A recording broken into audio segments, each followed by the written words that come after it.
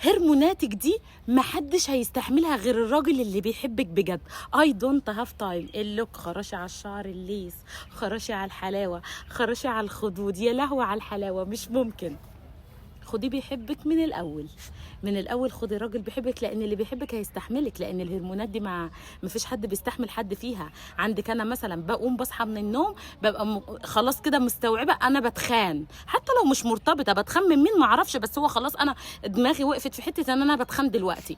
فالهرمونات واللي بيحصل واللي بيدور كل شهر ده، وخصوصا كمان اكتئاب الحمل وهرمونات الحمل، ده مش هيستحملك غير راجل بيحبك. انا بتكلم بجد ما بهزرش وما بهبتش. فانت لو متجوزه واحد عادي، واحد صالونات، واحد اصلا مش فارقه معاه اي حاجه، او واحد انت بالنسبه له مراته بس ما فيش حب، مش هيستحمل. مره اتنين تلاته ممكن يسيبك، ممكن ما يستحملكيش، ممكن يتخانق معاكي في توقيت انت عايزه حد يطبطب عليكي. فبالتالي انا بدور على شخص يكون حنين معايا، يكون بيحبني. فتره الهرمونات ابوك اللي مخلفك اللي جايبك مش هيستحملك.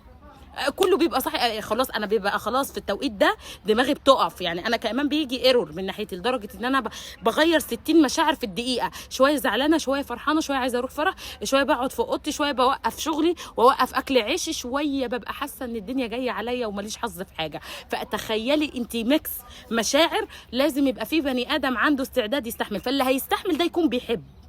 فمن الاول عشان كده بنقول نتجوز عن حب، لان يا جماعه المواضيع اكبر من كده، في خلافات، في مشاكل، في هرمونات، في الراجل مش هيتخطى كل ده معاكي غير وهو بيحبك. الراجل لو شايفك جوازه عاديه، او واخدك صالونات، او امه جايباكي، او كل الديتيلز دي، مع اقرب مطب هيقف وينزل من العربيه ويمشي ويسيبك. لكن اللي بيحبك والله والله والله، هرمونات، مشاكل، حوارات، لو انت ست نكديه، لو فيكي عبر الدنيا، لو محدش ياكل قدامك العيش الناشف، هيكمل معاكي عشان هو بيحبك.